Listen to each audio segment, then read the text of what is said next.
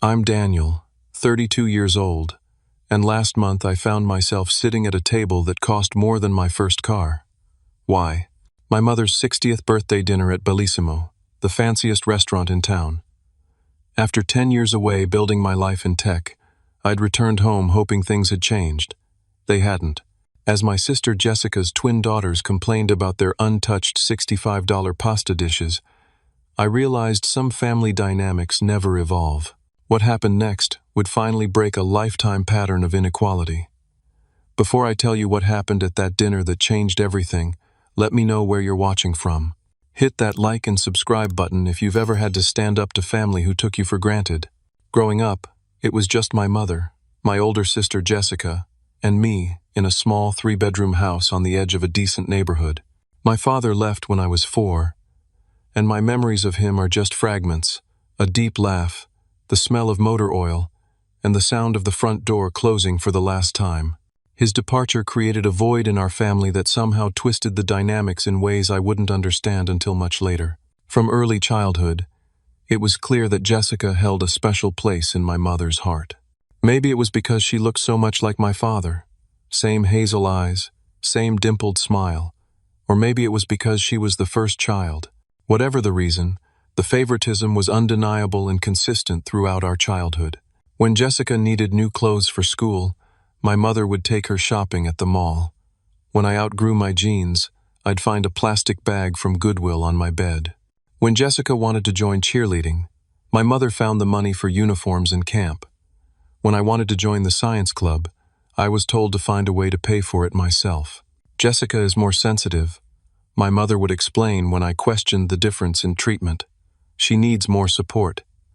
You're so independent, Daniel. You can handle things. And so I did handle things. By 14, I was mowing lawns and shoveling driveways to buy my own school supplies. By 16, I was working 20 hours a week at a local grocery store while maintaining a 4.0 GPA. Jessica, meanwhile, barely passed her classes and spent most weekends at parties that my mother pretended not to know about. College was the clearest example of the divide between us. I received exactly $0 toward my education. I worked multiple jobs, applied for every scholarship possible, and graduated with student loans that took me 7 years to pay off.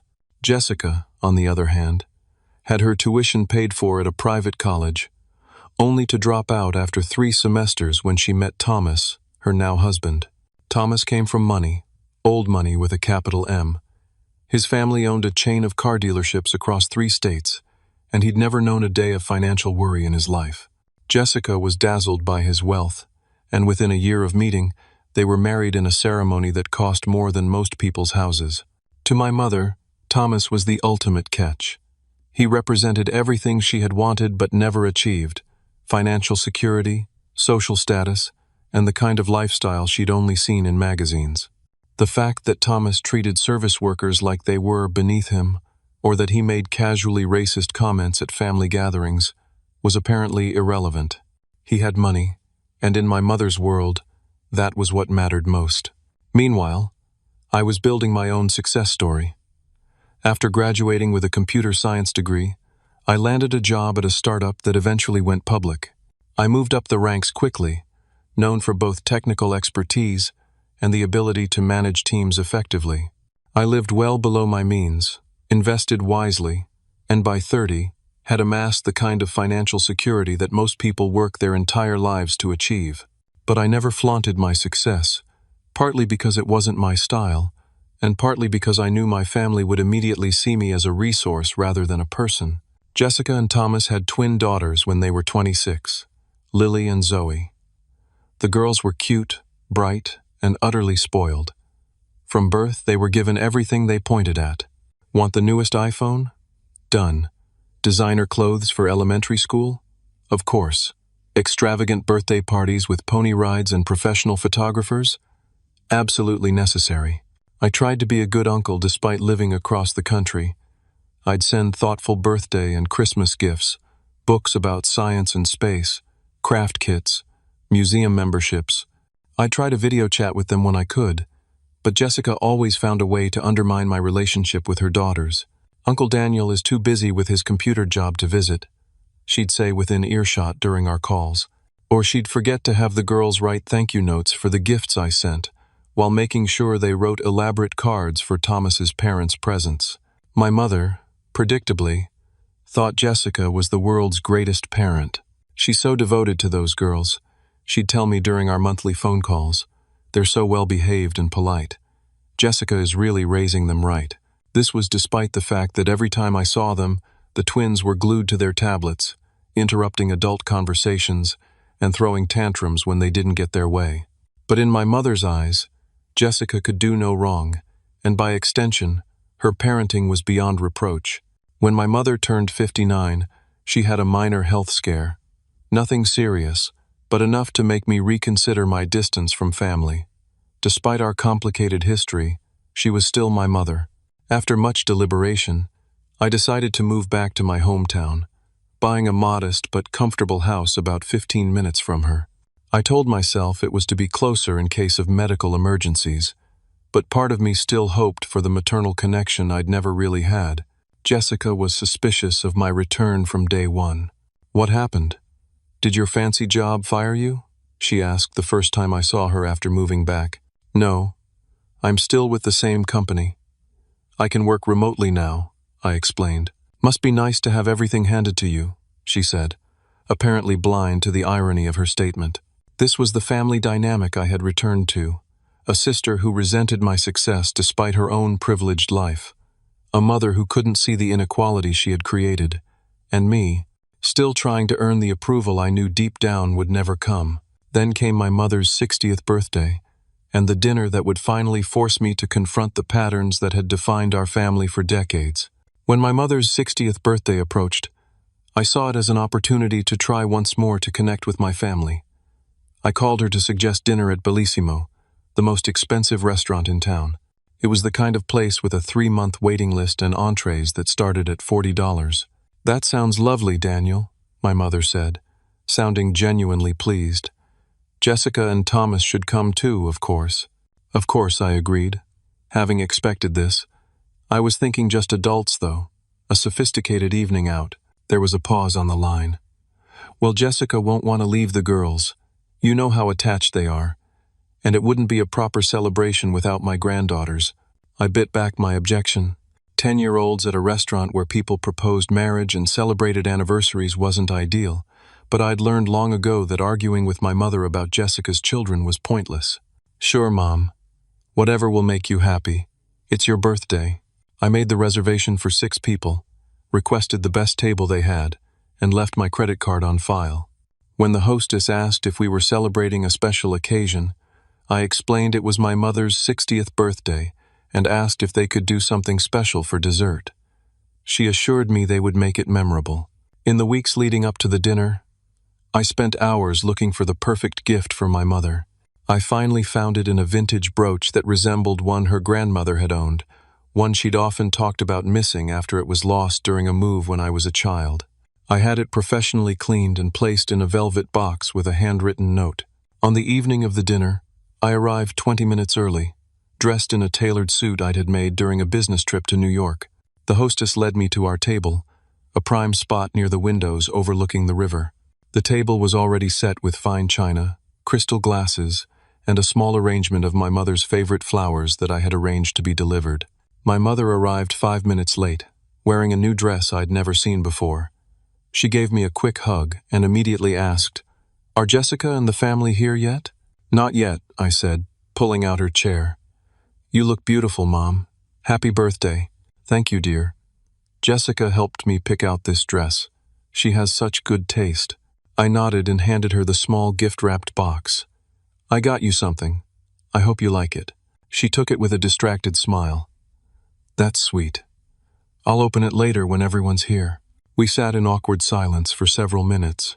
I attempted conversation about her garden, her book club, my new house, anything to fill the void, but her responses were perfunctory, her eyes constantly darting to the entrance of the restaurant. Finally, 35 minutes after our reservation time, Jessica, Thomas, and the twins arrived in a flurry of noise and motion. Jessica was wearing what appeared to be a new designer dress, while Thomas was in a casual blazer that somehow still looked more expensive than my suit. The twins, Lily and Zoe, were in matching outfits that seemed far too formal for children their age. "Sorry we're late, Mom," Jessica said, bending to kiss our mother's cheek. The girls couldn't decide what to wear, and then Thomas had a work call. "It's fine, sweetheart. You're here now." My mother stood up to embrace her face lighting up in a way it hadn't when I arrived. Thomas gave me a cursory nod. "Daniel, still doing the computer thing?" "Software development, yes," I replied, extending my hand, which he shook with the limp grip of someone who's never had to prove himself. Good. Someone's got to do the tech support, right?" He laughed at his own joke. I turned my attention to my nieces. "Hi, Lily. Hi, Zoe. It's good to see you both." The girls barely looked up from the iPads they'd brought with them, the volume loud enough that diners at nearby tables were already glancing over with annoyed expressions. "Girls, say hello to your uncle," Jessica prompted half-heartedly. "Hi," they mumbled in unison, eyes still fixed on their screens. As everyone settled into their seats, I noticed my mother had positioned herself between Jessica and the twins, with Thomas on Jessica's other side. This left me alone on the opposite side of the table, physically separated from the family unit they formed. "So, Mom opened her gift from me this morning," Jessica announced, touching our mother's arm. "Show him, Mom." My mother pulled back her sleeve to reveal a thin gold bracelet with a small diamond charm. "Isn't it beautiful?" Jessica and Thomas got it from that jewelry store in the city. "It's lovely," I said sincerely. I glanced at the gift I'd brought, still sitting unopened by her plate. She followed my gaze but made no move to open it.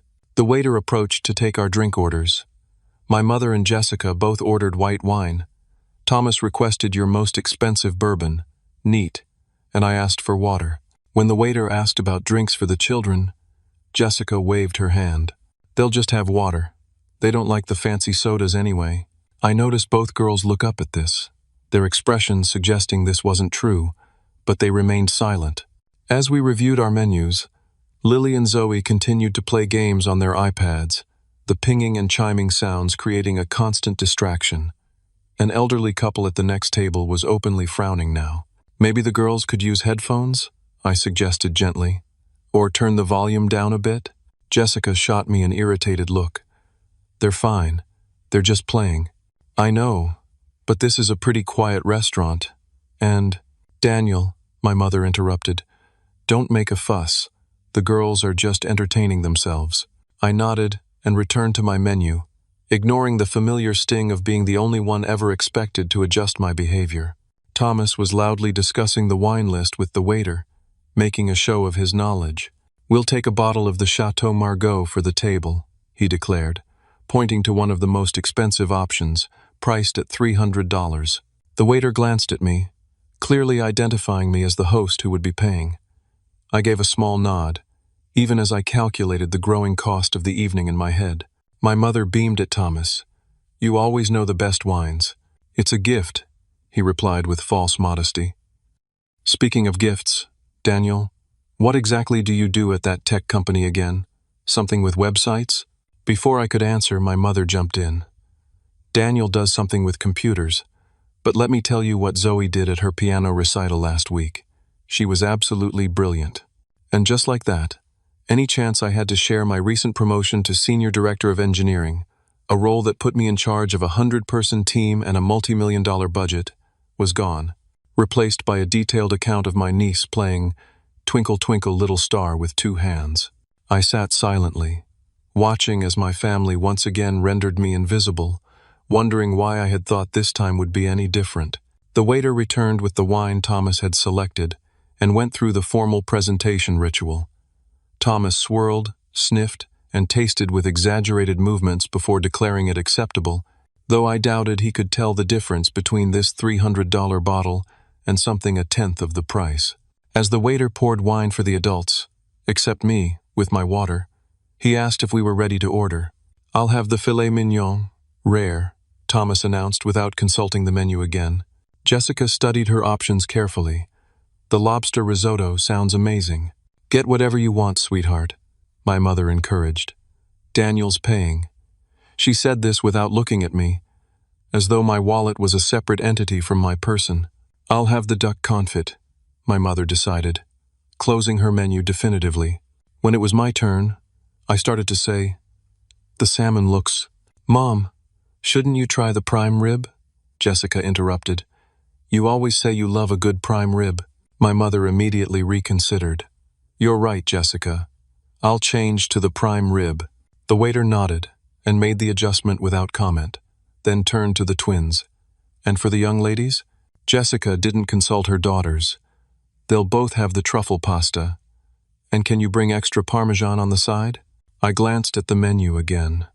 The truffle pasta was $65 per plate, and from the bored expressions on my nieces' faces, I doubted they even knew what truffles were. "Are you sure they'll eat that?" I asked cautiously. "I don't mind taking them somewhere more kid-friendly after this if they'd prefer something simpler."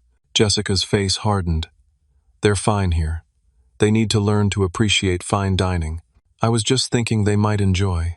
"They're fine," Jessica repeated firmly, cutting me off. "I think it's wonderful that Jessica exposes the girls to sophisticated experiences," my mother added. "When you and Jessica were young, I could never afford to take you to places like this." I bit back the response that rose automatically to my lips, that Jessica had never actually had to work for anything in her life, while I had scraped and sacrificed for every opportunity. Instead, I simply nodded and took a sip of my water. The waiter departed with our orders, and Thomas immediately launched into a story about a recent golf trip with clients. My mother and Jessica listened with rapt attention, laughing at all the right moments, while I sat silently across the table. The twins had returned to their tablets, the volume seemingly even louder than before. I tried again to join the conversation. I actually had some good news I wanted to share. And then, on the 17th hole, Thomas continued as if I hadn't spoken. "This client from Chicago tries to give me advice on my swing." Me, the guy who almost went pro in college. Jessica touched his arm adoringly. "You should have gone pro. You would have been amazing." "Probably," Thomas agreed with complete seriousness. "But then I wouldn't have met you, so it all worked out." My mother sighed happily. "You two are just perfect together." I tried once more. "So, as I was saying, I recently got a promotion at work that—" "Girls, look at me when I'm talking to you." Jessica suddenly snapped at her daughters, who had been absorbed in their games. Both jumped slightly and looked up. "Tell Grandma about the horseback riding lessons you started." And again, the conversation shifted away from me before I could even complete a thought. This had been the pattern my entire life, my existence peripheral to the main story of my family, which starred Jessica and now her daughters, with my mother as their biggest fan. I was just an extra, useful for financial support but otherwise unnecessary to the plot. A server from another section walked by with a tray of desserts, and both Lily and Zoe's eyes widened. "Can we get dessert now?" Lily asked, the first words she'd spoken directly all evening. "Dinner hasn't even come yet," Jessica replied. "You need to eat your meal first." "But I'm hungry now," Zoe whined, putting down her iPad for the first time. "You should have eaten before we left the house," Jessica said dismissively. I saw an opportunity to connect with my nieces. "Are you guys hungry? The bread basket should be coming soon." Lily nodded eagerly. "I didn't like the sandwich Mom made us." Jessica shot her daughter a warning look. "The sandwich was fine. You're just being picky again." The bread basket arrived a few minutes later, and both girls reached for it immediately. Jessica slapped Zoe's hand lightly. "Ladies don't grab. Wait to be offered." Zoe pulled her hand back, lower lip trembling. I reached for the basket and offered it to the girls. "Here you go. Try the olive bread, it looks delicious." My mother frowned at me. "Jessica is trying to teach the girls manners, Daniel. Don't undermine her."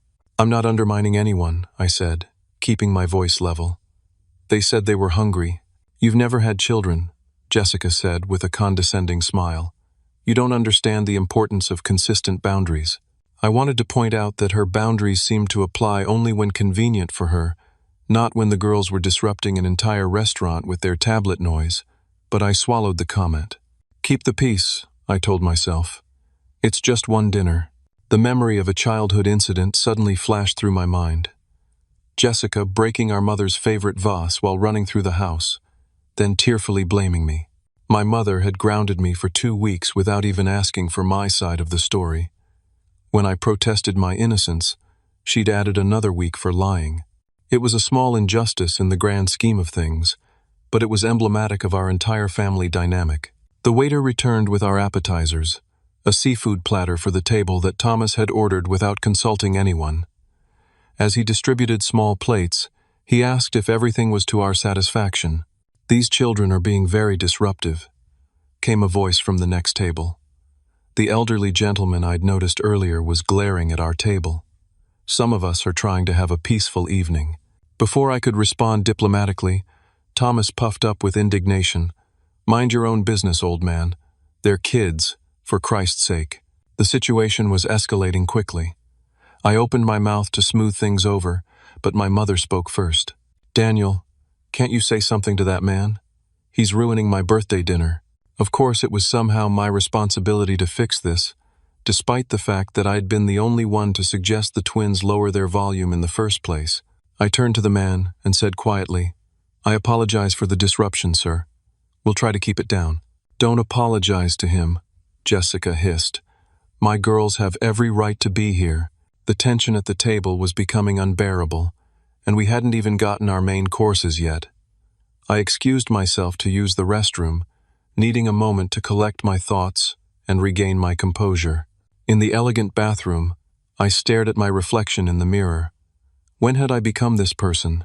Someone who would sit silently while being disrespected and dismissed by his own family.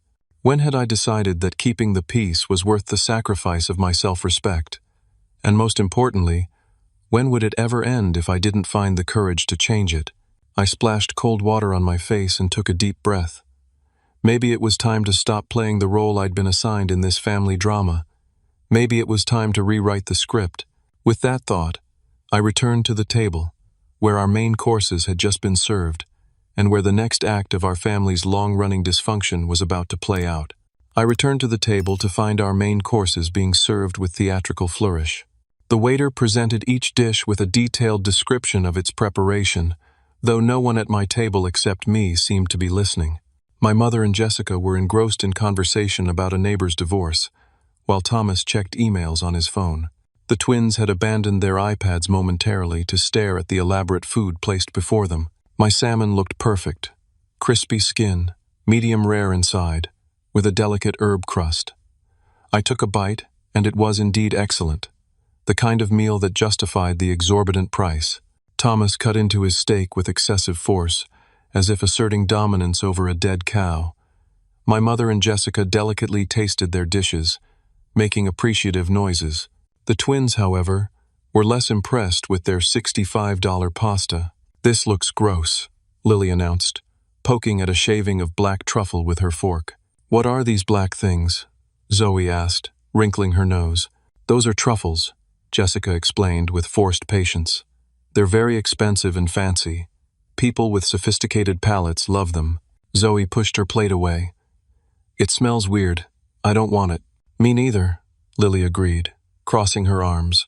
Jessica's face flushed with embarrassment. "Girls, we talked about trying new foods. Just take 3 bites before you decide you don't like it."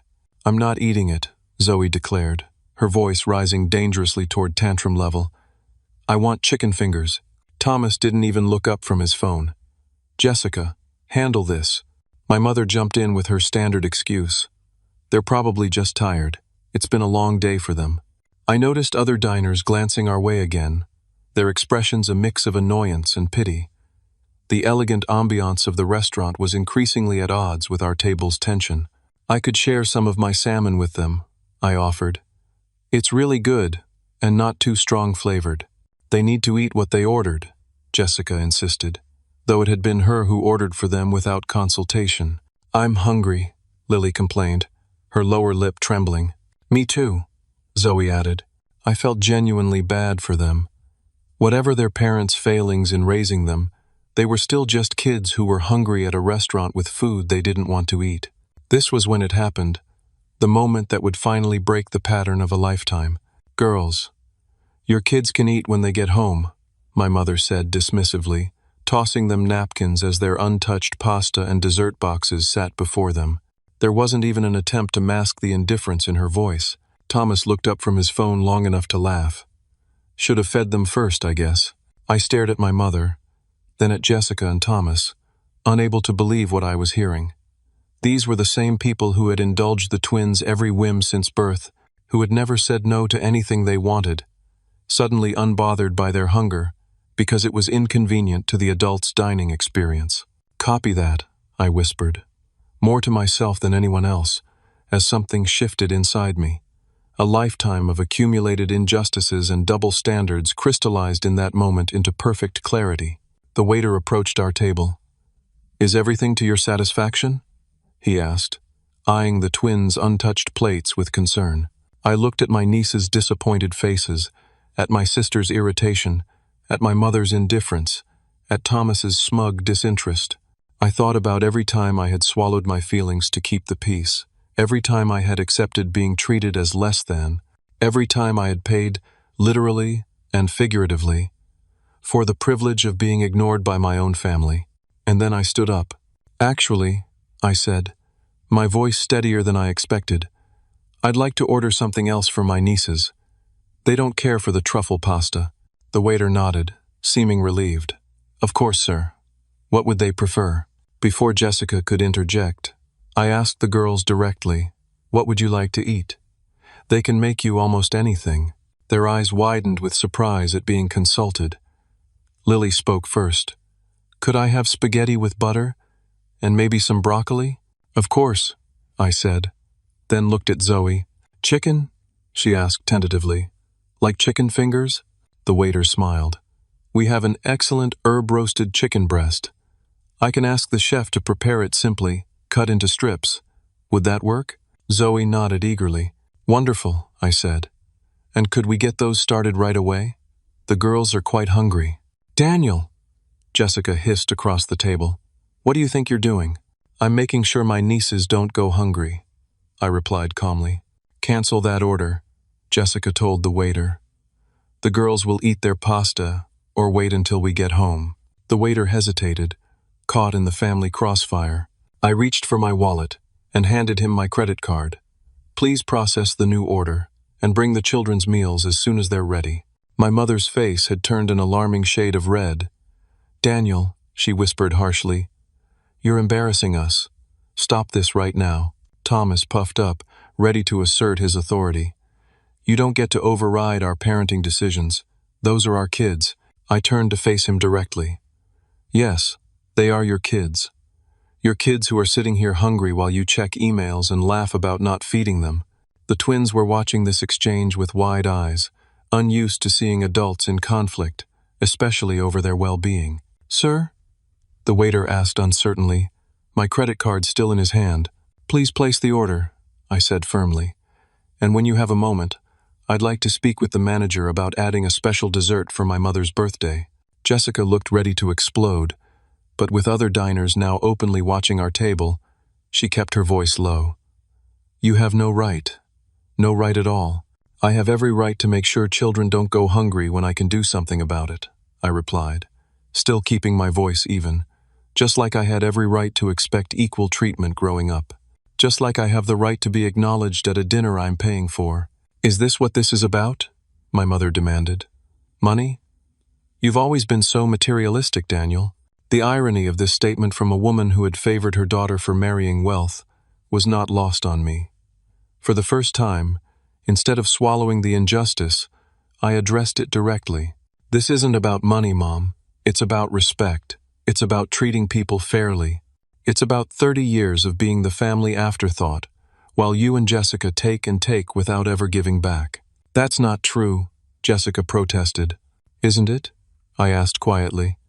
"When was the last time either of you asked about my life, my work, my happiness? When was the last time you treated me with the same consideration you expect for yourselves?" A man in a suit approached our table, the restaurant manager, judging by his demeanor.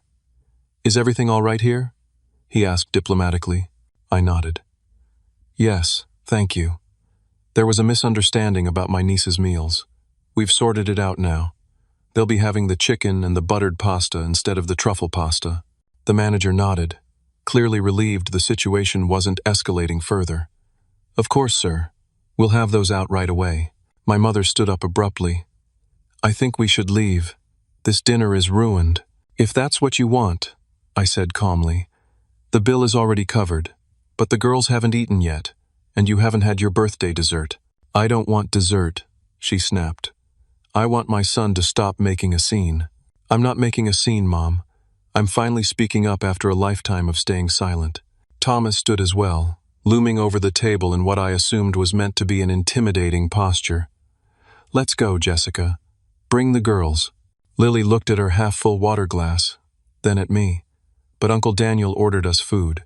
"And I'm still hungry," Zoe added softly. Jessica was caught in an impossible position of her own making. To leave and admit she was willing to take her hungry children home to prove a point, or stay and concede that I had been right to intervene. "Fine," she said through gritted teeth. "We'll wait for their food. But this conversation isn't over, Daniel." "No," I agreed as everyone slowly sat back down. "I don't think it is." The silence that descended on our table was heavier than any I could remember. But for the first time in my life, I felt the weight of family obligation lifting from my shoulders, replaced by the unfamiliar but welcome sensation of standing up for what was right, even if it meant disrupting the careful fiction of family harmony we'd maintained for so long. When the waiter returned minutes later with simple plates of food for the twins, their faces lit up. "Thank you, Uncle Daniel," Lily said, picking up her fork. "You're welcome," I replied, ignoring the daggers being stared at me from the adult members of my family. Sometimes the most important moments in our lives aren't marked by celebration, but by the quiet dignity of finally saying enough. The twins ate their new meals with obvious enjoyment, oblivious to the charged atmosphere around them. My mother stabbed at her prime rib with unnecessary force. Jessica pushed food around her plate without eating. Thomas drained his bourbon and signaled for another. I continued eating my salmon, determined not to let the tension ruin an excellent meal. The restaurant manager approached again, this time with a small cake adorned with a single candle.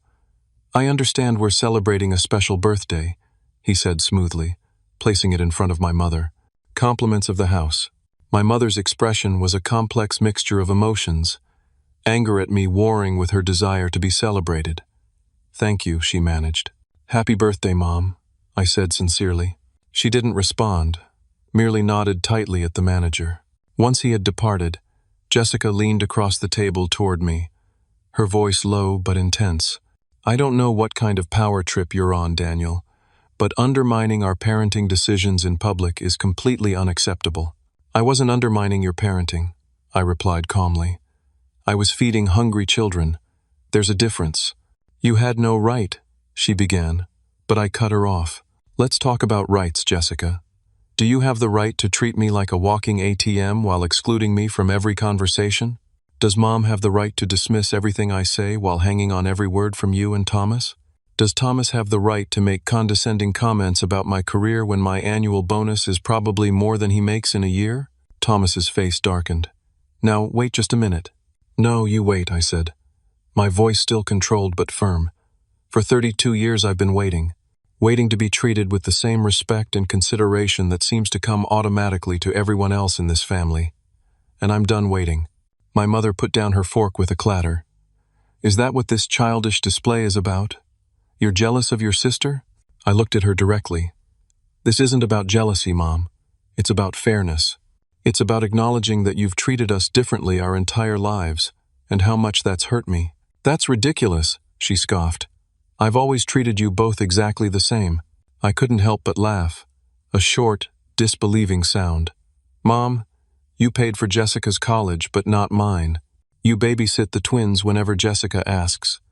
But when I needed you to drive me to the hospital for surgery 3 years ago, you were too busy because Jessica had a spa day scheduled. You call Jessica 3 times a week but only speak to me when I call you.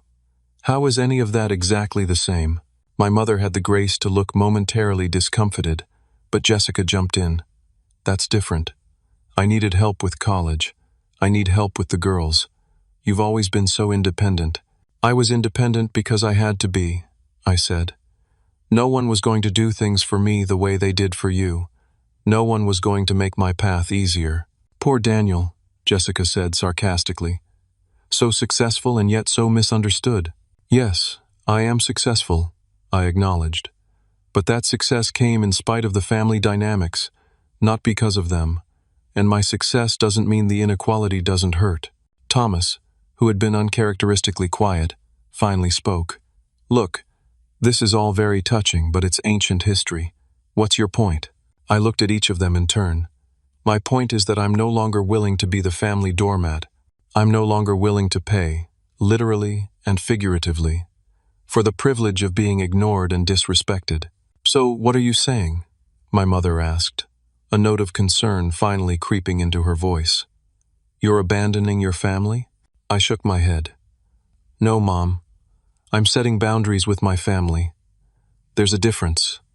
I'm saying that going forward, I expect to be treated with the same respect I show all of you. I expect my thoughts and feelings to be considered. I expect my contributions, financial and otherwise, to be acknowledged rather than assumed. And if we don't meet these demands? Jessica asked coldly. They're not demands, they're boundaries, I corrected her. And if they're not respected, then I'll need to limit my interaction with the family to protect my own well-being. That's emotional blackmail, she accused. No, Jessica. Emotional blackmail is what Mom did when she told me I didn't love her enough because I couldn't afford to buy her the same expensive Christmas gift you did, despite the fact that I was working 2 jobs to pay my way. Through college at the time, my mother had the decency to flush at this reminder. The twins had finished their meals and were looking uncertainly between the adults, sensing the tension but not understanding its source. Can we have dessert now? Zoe asked tentatively. Before Jessica or my mother could respond, I smiled at my niece. Absolutely. The chocolate lava cake here is amazing. Would you like to try that? Both girls nodded eagerly. I signaled the waiter. 2 chocolate lava cakes for my nieces, please. Jessica didn't object this time, perhaps recognizing the optics of denying her children dessert after the earlier confrontation. Instead, she turned her attack in a different direction. You've always been so self-righteous, Daniel. Acting like you're better than us because you work in tech and make important decisions. But you know what? At least I have a family who loves me. What do you have? A fancy job title and an empty house. It was a low blow, targeting my single status, but not unexpected.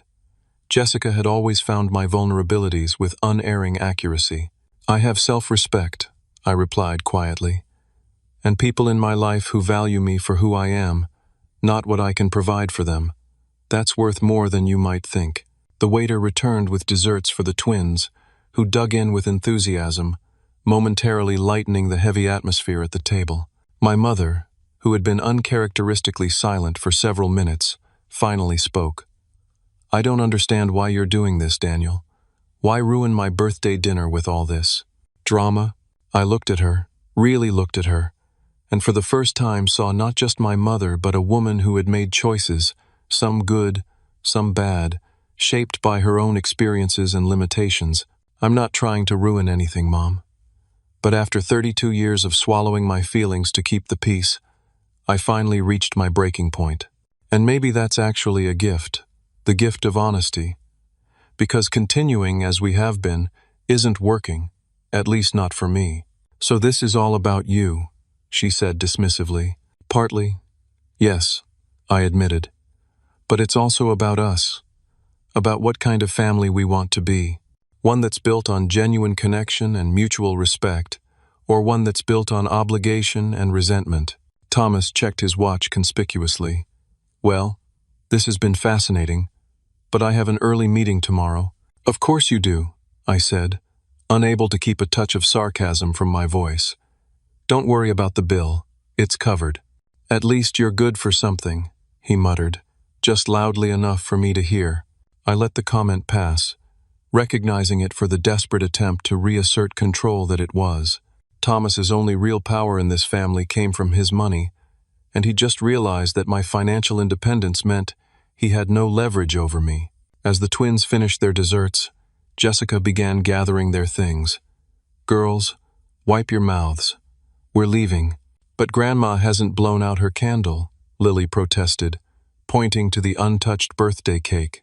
My mother glanced at the cake, then at me. Something unspoken passed between us. A recognition, perhaps, that this birthday marked more than just another year.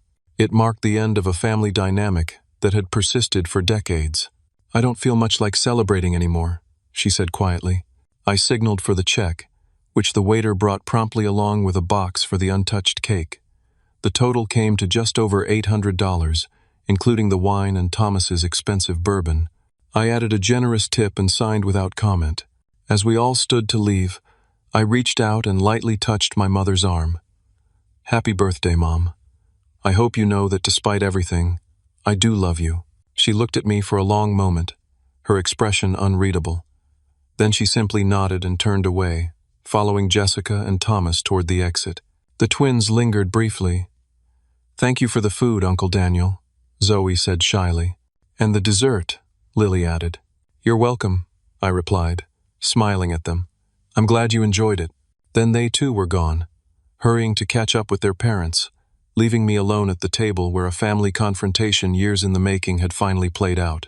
I gathered my mother's unopened gift and the boxed cake, feeling strangely light despite the emotional intensity of the evening. Something had shifted, irrevocably, and though I wasn't sure exactly what would come next, I knew that I would never again silently accept the role of family doormat. Sometimes the most courageous thing we can do is simply to stand up and say, enough. The valet brought my car around, and I tipped him generously, partly out of habit, and partly because someone should end this evening better off than they started. I placed the boxed cake and my mother's still unopened gift on the passenger seat and sat behind the wheel for a moment, collecting my thoughts. Through the windshield, I could see my family grouped on the sidewalk about 20 yards away. They were engaged in what appeared to be an intense discussion, with Jessica gesticulating emphatically while my mother nodded. Thomas stood slightly apart, scrolling through his phone as usual. The twins hovered at the periphery, their earlier excitement from the dessert now subdued by the adult tension surrounding them. I had two choices: drive away and let the evening end as it was, or attempt one final conversation. Despite everything, these people were my family. The thought of leaving like this, with so much raw emotion exposed but unresolved, felt wrong. With a deep breath, I got out of the car and walked toward them. Their conversation halted abruptly as I approached. I thought you'd left, my mother said, her tone clipped. I was about to, I replied, but it didn't feel right to end the evening this way. Jessica crossed her arms defensively. What way would you prefer? With more accusations and self-pity? I shook my head. No. With clarity about where we go from here. That's easy, Thomas interjected, finally looking up from his phone. You stay in your lane, and we'll stay in ours. And what lane is that, Thomas? I asked calmly. The one where I pay for expensive dinners but don't get to speak? The one where I'm expected to provide financial support but receive no emotional support in return? No one's forcing you to pay for anything, he retorted, though we all knew that wasn't entirely true. The expectation had been set long ago that my role was provider, not participant. This isn't just about money, I said, fighting to keep my voice level. It's about respect. Jessica stepped forward, her face flushed with anger. You completely undermined my parenting in there. You made me look like the bad guy for not letting my children eat whatever they wanted. How is that respectful? Your children were hungry, Jessica. They didn't ask for caviar or lobster, just simple food they could eat. What kind of mother denies her hungry children food that's readily available, just to make a point about authority? Don't you dare question my mothering, she hissed.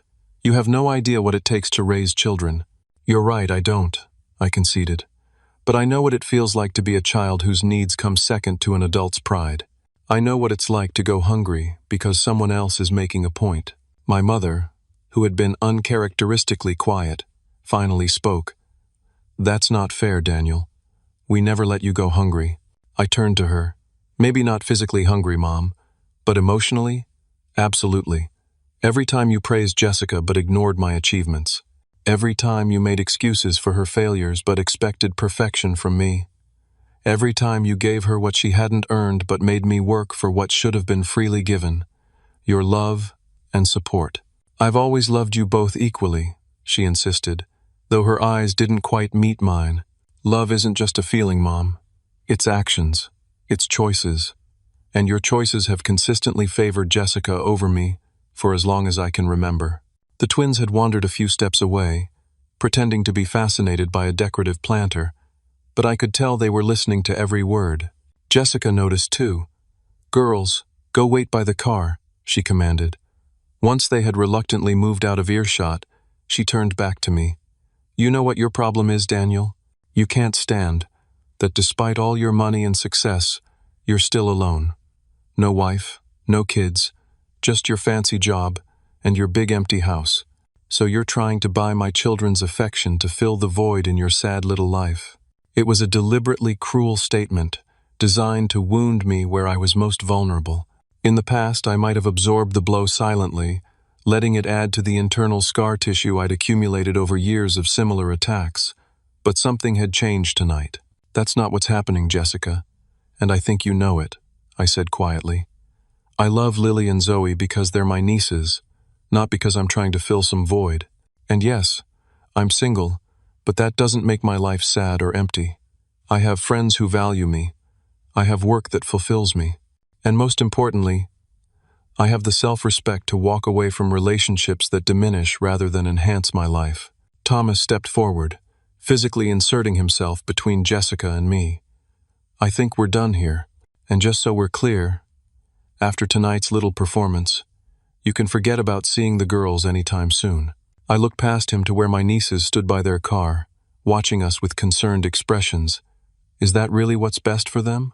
Cutting off their relationship with their uncle because their parents' pride was hurt? "Don't pretend this is about the girls," he scoffed. "This is about you trying to play the hero." I shook my head. "No, Thomas. This is about me finally standing up for myself after a lifetime of being treated as less than. And if part of that means making sure my nieces know they have an uncle who cares about them, who will make sure they don't go hungry even when it's inconvenient for the adults around them, then yes, I'll gladly play that role." My mother, who had been watching this exchange with a pinched expression, finally intervened. "That's enough, both of you. This is still my birthday, and I won't have it completely ruined by this nonsense." I turned to her, feeling a sudden wave of exhaustion. Decades of emotional labor, of swallowing hurt and making excuses for being treated as an afterthought, had taken their toll. "You're right, Mom. It is your birthday, and I genuinely wanted it to be special. That's why I made the reservation, why I arranged for the flowers, why I found a gift I thought would mean something to you." I gestured to her still unopened present, visible through my car window. "But I can't do this anymore. I can't pretend that it doesn't hurt when you treat me like I don't matter." For a brief moment, something flickered across my mother's face. Recognition, perhaps, or regret. But it was quickly replaced by the defensive anger I was more familiar with. "If that's how you feel, maybe it's better if we take some time apart," she said stiffly. "Maybe it is," I agreed, feeling a strange mixture of sadness and relief. "I love you, Mom. I always will. But I need to love myself too, and that means not accepting treatment that diminishes me." Jessica made a derisive sound. So dramatic. "Always have to make everything about you." I looked at my sister, really looked at her, and saw not the confident, superior person she projected, but someone deeply insecure, someone who needed to diminish others to feel adequate herself. In that moment, I felt a surprising wave of compassion for her. "I hope someday we can have a relationship based on mutual respect, Jessica. I really do. Until then, I wish you and your family well." Without waiting for a response, I turned and walked back to my car. As I opened the door, I heard the patter of small feet behind me. "Uncle Daniel?" I turned to find Lily standing there, slightly out of breath from running. Before I could respond, she threw her arms around my waist in a tight hug. "Thank you for the cake," she whispered, "and for making sure we got dinner." I hugged her back, careful not to let her see the sudden moisture in my eyes. "You're welcome, sweetheart. That's what uncles are for. Lily, get back here right now. Jessica's sharp voice cut through the moment. Lily pulled away reluctantly. I have to go. I know, I said, crouching down to her level. But remember, you can always call me if you need anything. Anything at all. She nodded solemnly, then turned and ran back to her waiting parents. I watched as they loaded the twins into their luxury SUV and drove away without a backward glance. My mother remained on the sidewalk, a solitary figure under the restaurant's elegant portico lighting. Our eyes met briefly across the parking lot, and I raised my hand in a small wave. After a moment's hesitation, she returned the gesture, a minimal acknowledgement, but more than I had expected. Then she too turned away, walking toward her car with the slightly stooped posture that had become more pronounced in recent years, a physical reminder of the passage of time that tonight's confrontation had brought into sharp relief. I got into my car and sat for a moment in the quiet darkness, exhaling deeply as the events of the evening washed over me. The dinner had cost me $800 and possibly my relationship with my family. As I started the engine and pulled out of the parking lot, I wasn't sure if I had lost everything or finally found myself. Driving through the familiar streets toward my empty house, I felt an unexpected sense of peace settling over me. For the first time in my life, I had spoken my truth without apology or compromise. Whatever came next, I would face it as a person who had found the courage to stand up for himself, to demand the respect he deserved. Some prices are worth paying, and some losses are actually gains in disguise. As I pulled into my driveway, I realized that tonight's confrontation had given me something no amount of family approval ever could, the knowledge that I was finally free from the need to seek it. 3 months passed in a strange, suspended silence. No calls from my mother, no texts from Jessica, no invitations to family gatherings. The vintage brooch I had so carefully selected for my mother's birthday remained in its velvet box on my mantel, a tangible reminder of a relationship in limbo. At first, the silence was deafening. I would find myself reaching for my phone to call my mother, a lifetime habit of seeking reconciliation not easily broken.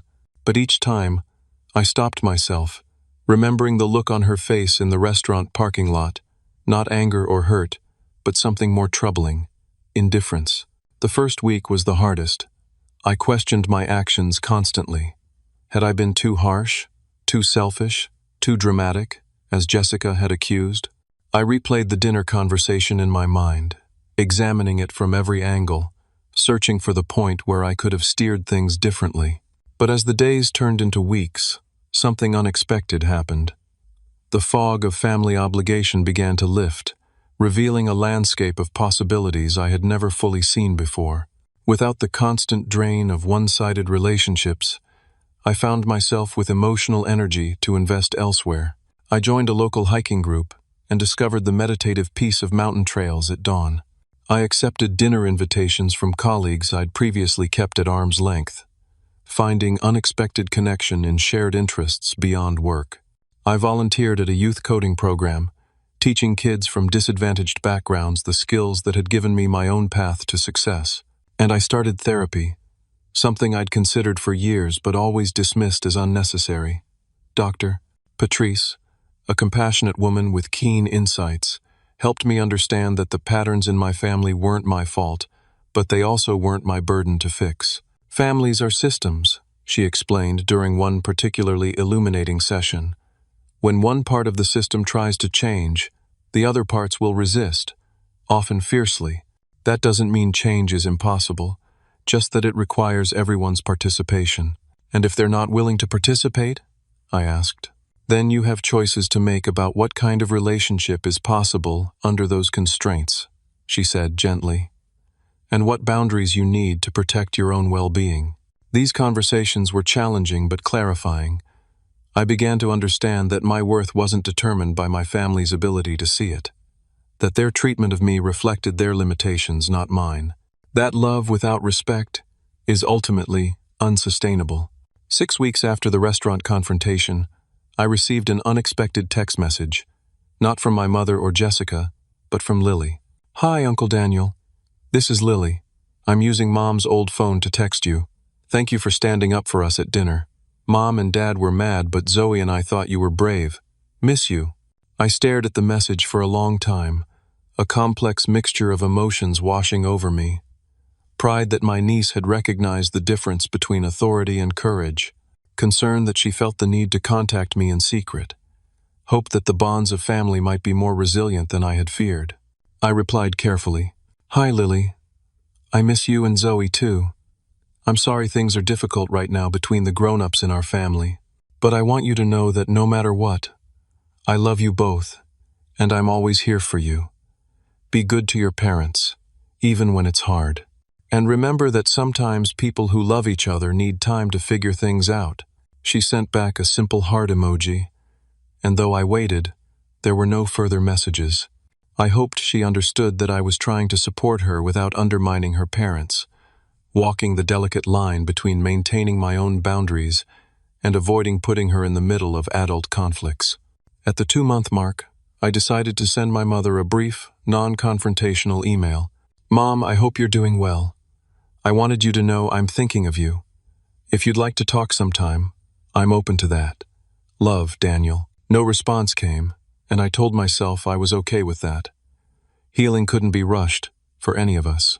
Then, 3 months to the day after the restaurant confrontation, I was pushing a cart through the produce section of Whole Foods when I heard a familiar voice.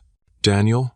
I turned to find my mother standing by the organic apples, a shopping basket over her arm, looking somehow smaller than I remembered. "Mom," I said, surprised but composed. "How are you?" "I'm fine," she replied, her eyes darting from my face to her basket and back again. "Your hair is different." I ran a hand through my hair, which I'd recently cut shorter than I'd worn it in years. "Yeah, thought I'd try something new." An awkward silence fell between us, filled with the mundane sounds of the grocery store, the misting system over the vegetables, the distant beep of checkout scanners, the low murmur of other shoppers. "I got your email," she finally said. "I wasn't sure," I admitted. "I didn't know how to respond." She adjusted her grip on the shopping basket. "I'm not good at talking about difficult things." "I know, Mom." Another silence, but less strained this time. "Jessica says you're trying to turn the girls against her," my mother said abruptly.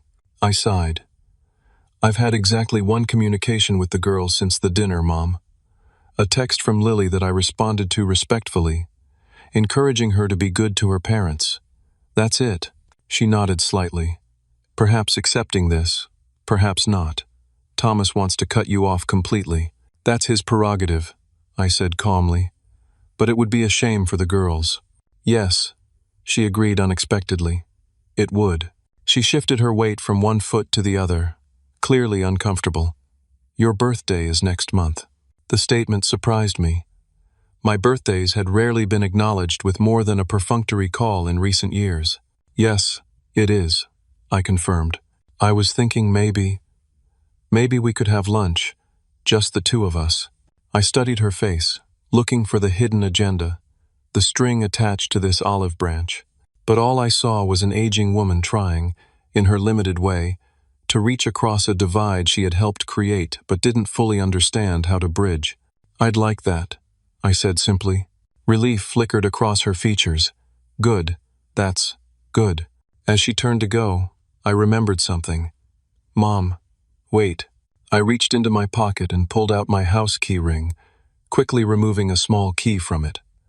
"I still have your birthday present at my place. This is a spare key to my house. You can stop by any time to pick it up if you want. I leave for work around 8 and usually get home around 6. She took the key, holding it like it was something fragile. "Thank you." "You're welcome," I replied. We parted then, each returning to our separate shopping, our separate lives. But something had shifted.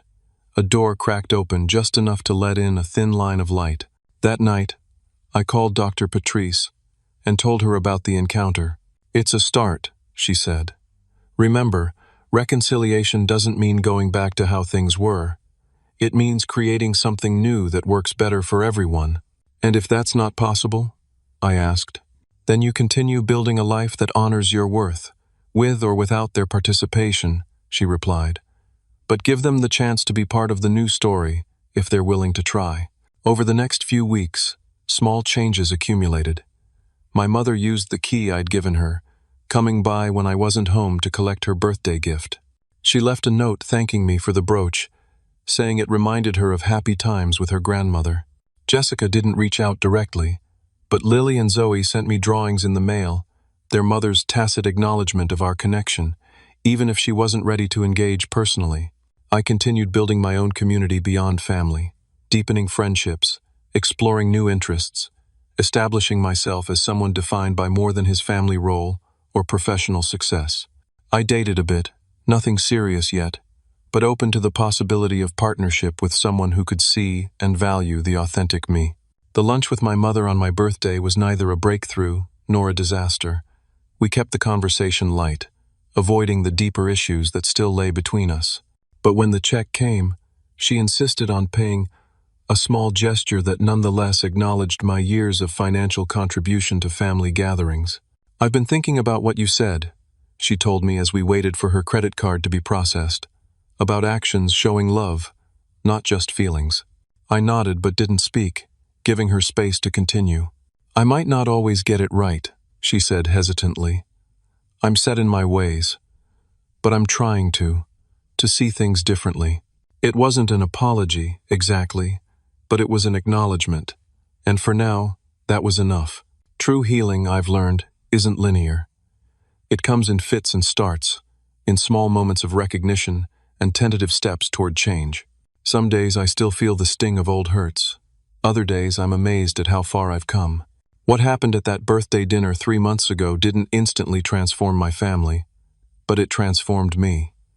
It taught me that standing up for yourself isn't selfish, it's necessary. That healthy relationships require mutual respect and boundaries. That sometimes the bravest thing you can do is simply say, "This isn't working for me." I don't know what the future holds for my relationship with my mother and sister. We're in uncharted territory now, slowly finding our way towards something that might be healthier, or might simply be more limited. Either way, I'm at peace with my part in the story, the part where I finally found the courage to stop accepting less than I deserved. Sometimes families break and reform into something different but stronger. Sometimes the cracks remain, a visible reminder of what happened but no longer threatening the foundation. And sometimes, the act of standing up for yourself is its own reward, regardless of how others respond. What about you? Have you ever had to stand up to family who took you for granted? How did you find the courage to say enough is enough?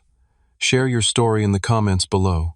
And if this resonated with you, hit that like button and subscribe for more real-life stories about finding your voice and setting boundaries. Remember, your worth isn't determined by others' ability to see it, but having the courage to stand up for that worth can change everything. Thank you for listening, and until next time, take care of yourself. You deserve it.